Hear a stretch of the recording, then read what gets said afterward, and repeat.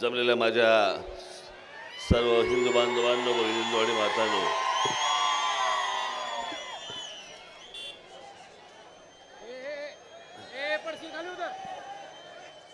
तो पुतळा कसला झाकलाय? हा, काम चालू आहे.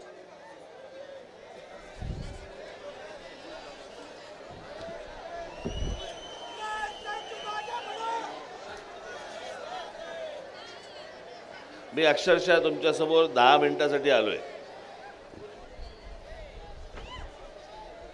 मगाशी मी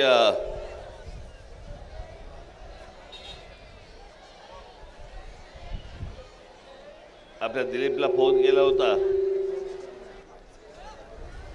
कारण मी आता कसं आहे, मी लातूरला होतो, लातूरवरनं आता मी सोलापूरला आलो आणि सोलापूरवरनं मी आता अमरावतीला चाललोय. आणि त्या अमरावतीच्या विमानतळावरती ते काय त्यांचे संध्याकाळचे लाईट नसल्यामुळे मला उजेडात तिकडे उतरणं गरजेचं आहे. आणि त्याच्यामुळे मी आत्ता तो तुमच्यासमोर आलोय, तो 2 गोष्टींसाठी आलोय. नाही, ठीक आहे, 2 गोष्टींसाठी आलोय. एक म्हणजे तुमचं दर्शन घेण्यासाठी आलो,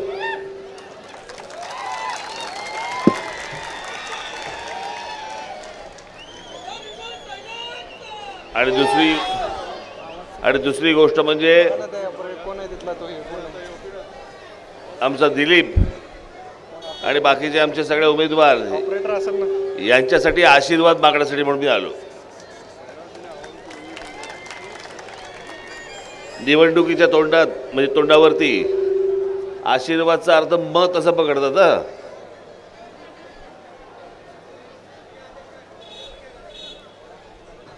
पण तुमचे आशीर्वाद असू द्यावेत एवढीच फक्त एक इच्छा. आज माझ्या इथे समोर माझ्या माता भगिनी इतक्या मोठ्या प्रमाणावरती इथे आलेल्या आहेत.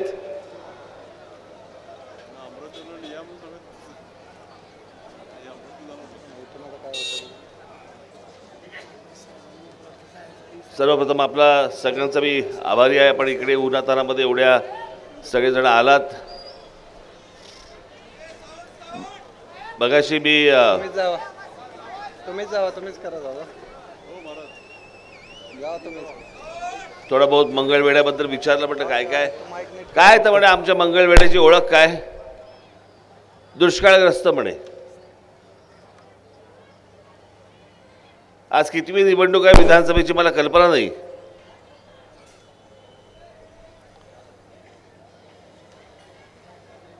मुंबईसह संयुक्त महाराष्ट्र झाल्यापासूनची ही कितवी विधानसभेची निवडणूक आहे मला कल्पना नाही, आता आठवत मला माहीत नाही.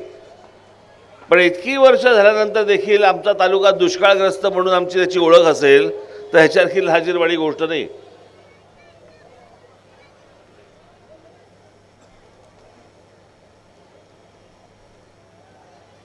खरं तर तुम्ही आजपर्यंत ज्यांना निवडून दिलं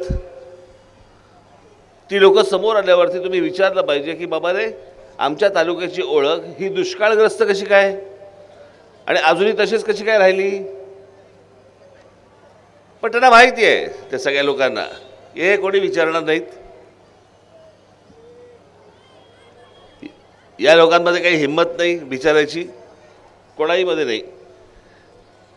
आलेल्या लोकांना, आजपर्यंत निवडून आलेल्या लोकांना तुम्ही कधी प्रश्न विचारले नाहीत आणि ते विचारले नाहीत म्हणून तुमची ही हालत आहे.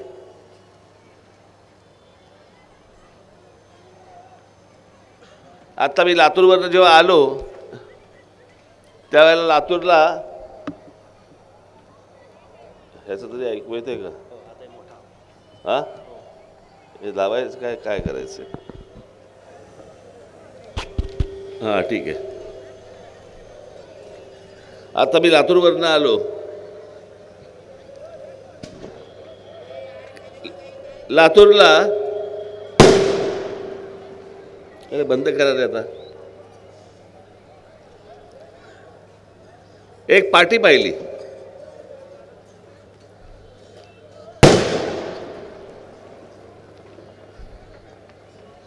आपले आहेत का कोणी लावतंय?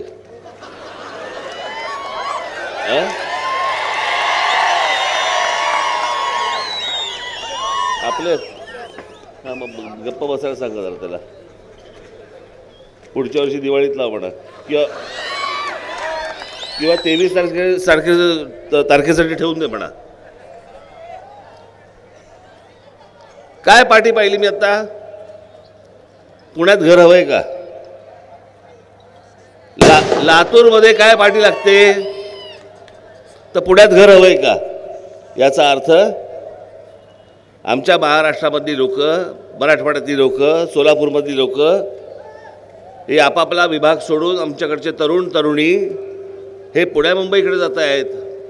इथे थांबायला त्यांना वेळ नाही आहे.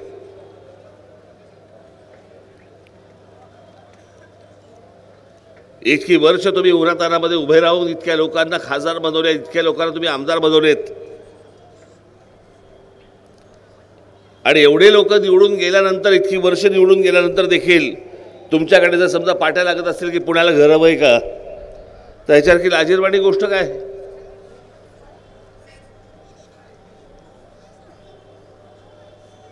हा राज ठाकरे तुम्हाला हमी देतो, शब्द देतो मी तुम्हाला. तुम्ही जिकडे असाल, ज्या गावात असाल, रोजगार मी तिकडे तुम्हाला आणून देईन, तिकडे आणून देईन. माझ्या मोठ्या भावांच्या वयाचे, माझ्या आईच्या वयाचे, वडिलांच्या वयाचे असे अनेक लोक इकडे बसलेले असतील. हे वाक्य किती वेळा ऐकले तरी तुम्ही, की तुमच्या गावामध्ये मी रोजगार आणून देईन? हेच ऐकतोय ना? पण हे राज ठाकरेच्या तोंडून कधी ऐकलं नसेल, ते पहिल्यांदा ऐकताय तुम्ही.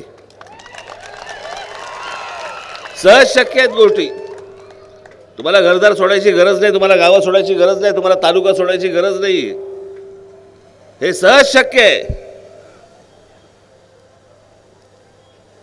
हे सगळे जेवढे तुम्ही खासदार आमदार आजपर्यंत निवडून दिलेत ना, यातले बरेचसे खासदार आमदार हे पुण्या मुंबईमध्ये राहतात. त्यांचे संसार हे सगळे पुण्या मुंबईत आहेत, तुमच्याकडे नाही आहेत. तुमच्याकडे मध्येच येऊन जातात आणि फक्त चेहरा दाखवतात.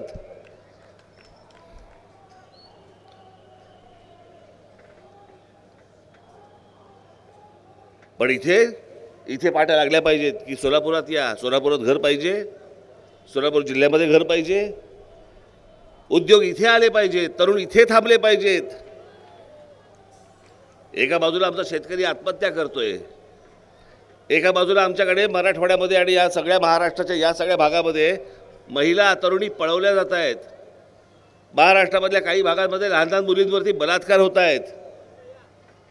आम्हाला काही नाही त्याची, आम्ही फक्त निवडणुकीमध्ये गुंतलेले.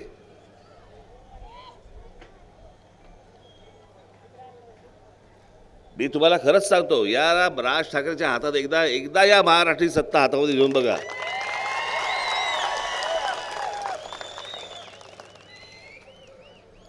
कसं नाही वटणीवरती येत बघ तुम्ही. याला इच्छाच नाही या गोष्टी करायची, आणि इच्छा नाही याचं कारण काहीही न करता इतकी वर्ष तुम्ही मतदान करताच आहात. मग काय करायची गरज आहे तुमच्यासाठी?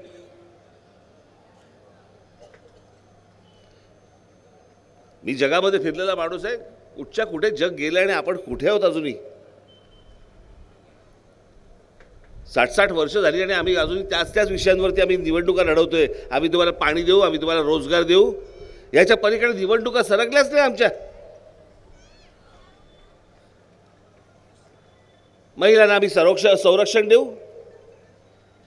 अहो, महिला सुरक्षित असायलाच पाहिजे. तुम्ही कोण येताय संरक्षण देणारे? पण तेच विषय म्हणजे आता मला साधारणपणे मी 90 पासून राजकारणामध्ये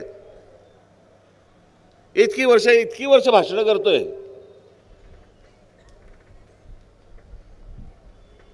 कधी यांची सत्ता, कधी यांची सत्ता, कधी यांची सत्ता, आलटून पालटून येत आहेत.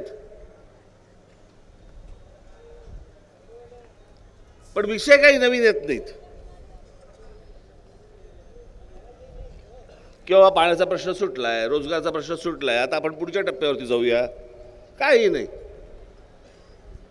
त्याच विषय तेच विषय तुम्हाला ऐकून तुम्हाला कसा नाही कंटाळा आला अजून?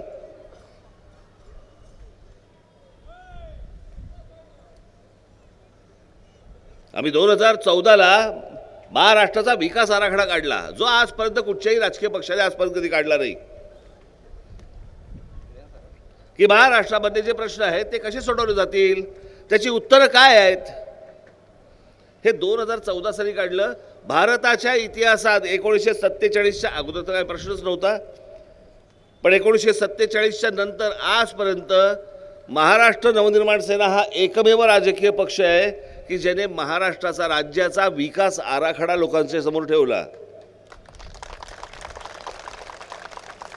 बाजूला टाळ्या, वाचायला कोणाला वेळ नाहीये. ज्यांनी कोणतेही विकास आराखडे मांडले नाही तुमच्यासमोर, दरवेळेला येऊन भूलतापा टाकल्या, दरवेळेला येऊन तुमच्या तोंडावर फक्त पैसे फेकून मारणे आणि मतदानाच्या रांगेमध्ये उभे केले. आजपर्यंत त्यांनाच फक्त मतदान करत आलात तुम्ही. कधीही वाटलं नाही काही वेगळा प्रयोग करावा आपण. हे सगळे 4 राजकीय पक्ष आजपर्यंत आपण आलटून पालटून निवडून दिले. आता एक वेगळा पर्याय आपण काढावा, काहीतरी आपण विचार करावा की बाबा महाराष्ट्र नवनिर्माण सेनेला त्यांना एकदा आपण संधी देऊन बघूया. एकदा संधी तर देऊन बघा. या औषधाने आजार बरा नाही झाला ना आजपर्यंत. या 4 औषधांनी 5वं औषध तर वापरून बघा. आजार बरा झाला तर किती चांगलं. पण हे प्रयोग तुम्हाला करावे लागतील. निवडणुकीला येतील, भांडीकुंडी वाटतील,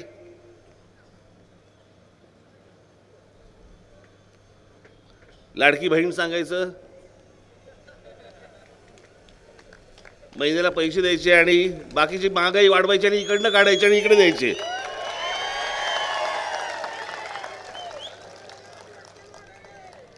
सगळ्याचे भाव वाढवायचे. दिलेत त्याच्यापेक्षा दुप्पट आतमध्ये घ्यायचे आणि सांगायचं लाडकी बहीण आहे. ही कुठची लाडकी बहीण. बरं, लाडके भाऊ काय मेले काय.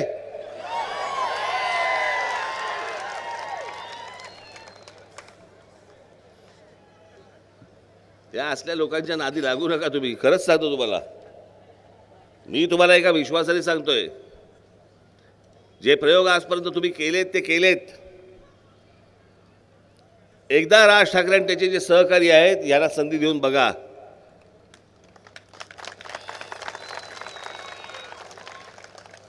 इतक्या वर्षांचे प्रलंबित प्रश्न आहेत ते काय सगळे 5 वर्षात सुटतील असं नाही आहे.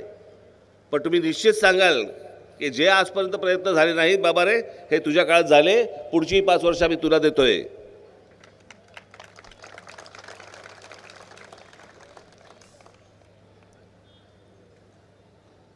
आज तुम्ही येताय, सगळ्या ठिकाणी सभा होत आहेत, प्रत्येकाच्या सभा होत असतील, पण ज्याने खरं नुसतं रोजगाराबद्दल मी बोलत नाही आहे. मी मगाच्या सभेमध्ये सांगितलं ना की रेल्वेचं आंदोलन झालं होतं आमचं. रेल्वेमध्ये नोकऱ्या होत्या, हजारोनी नोकऱ्या होत्या. महाराष्ट्राला माहितीच नाही, पत्ताच नाही. आज माझ्या आया बहिणी इथे सगळ्या समोर आलेल्या असतील, तुमची मुलं असतील, तरुण असतील, तरुणी असतील, तुमच्यापैकी अनेक जण असतील, मग माहितीच नाही महाराष्ट्राला, पत्ताच नाही. महाराष्ट्रामध्ये नोकऱ्या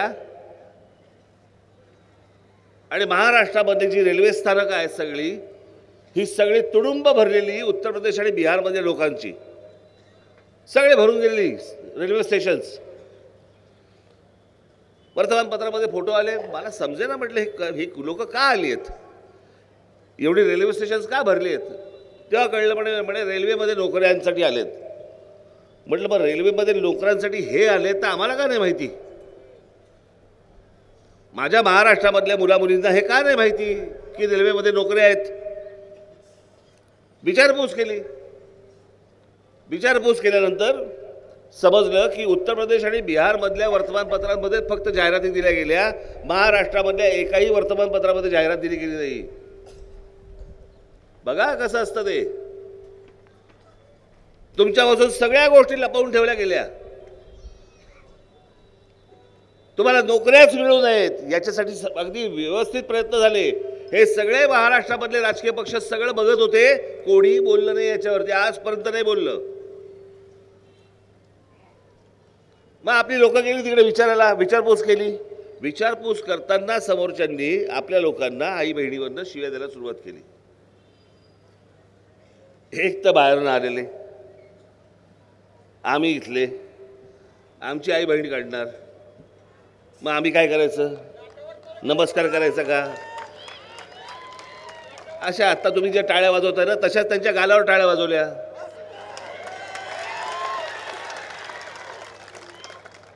नंतर हे सगळं प्रकरण झाल्यावरती मराठीमध्ये जाहिरात यायला लागली, मराठी वर्तमानपत्रामध्ये जाहिराती यायला लागल्या. एवढंच नाही तर परीक्षेचा पेपर पण मराठीमध्ये यायला लागला. आणि त्याच्यानंतर हजारो मुलांना, आपल्या महाराष्ट्रातल्या मराठी मुलांना मुलींना रेल्वेमध्ये नोकऱ्या लागल्या. ही मागे झालेली गोष्ट आहे, तुम्हाला सगळ्यांना माहिती आहे. हे मी आत्ता का सांगतोय? अरे जर हा राज ठाकरे सत्ता नसताना जर समजा अशा प्रकारे नोकऱ्या देतो तर सत्ता हातामध्ये आल्यानंतर हा महाराष्ट्रात काय करेल याचा जरा थोडासा विचार करा. आणि म्हणून हे सगळे प्रश्न जे आहेत, एक बाबा मी तुम्हाला सांगतो, पुरुष गरोदर राहणे आणि बाहेर आलेली टूथपेस्ट आत घालणे, या दोन गोष्टी जर सोडल्या तर जगात अशक्य काही नाही. जर जगामधले एवढे देश जर समजा मोठे होऊ शकतात, महाराष्ट्राने काय घोडं मारलंय? महाराष्ट्रही मोठा होऊ शकतो, आहेच मोठा. पण या लोकांच्या सगळ्या राजकीय पक्षांच्या स्वार्थापायी हे सगळं अख्खं घोडं अडलंय, पाणी अडलंय. हे अडलेलं पाणी मोकळं करण्यासाठी म्हणून तुम्हाला वेगळा विचार करावा लागेल. आणि म्हणून येत्या 20 तारखेला तुम्हाला जी संधी मिळालेली आहे, संधी हातामध्ये आलेली आहे, या लोकांचे नोकर म्हणून, गुलाम म्हणून आजपर्यंत राहू नका तुम्ही. खरं तर ते तुमचे गुलाम आहेत जे आजपर्यंत निवडून आले ते. पण या लोकांच्या नुसत्या नादी लागून, नुसत्या उन्हातानामध्ये उभे राहून या लोकांना निवडून आणू नका. तुमच्यासमोर एक चांगला सक्षम पर्याय म्हणून महाराष्ट्र नवनिर्माण सेना हा पक्ष आहे. माझे सगळे शिलेदार इथे, दिलीप कुठे? या इकडे. हे माझे सगळे शिलेदार, आमचा बापू आहे, बाकी सगळे, या सर्वांना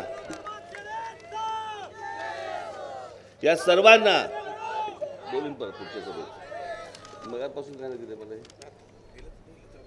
या सर्वांना आपण येत्या 20 तारखेला रेल्वे इंजिन या निशाणीवरती बटन दाबून आपण या सर्वांना प्रचंड मताने विजयी करावं असं एक आवाहन करतो आणि आपल्या सर्वांची मी रजा घेतो. धन्यवाद. जय हिंद, जय महाराष्ट्र.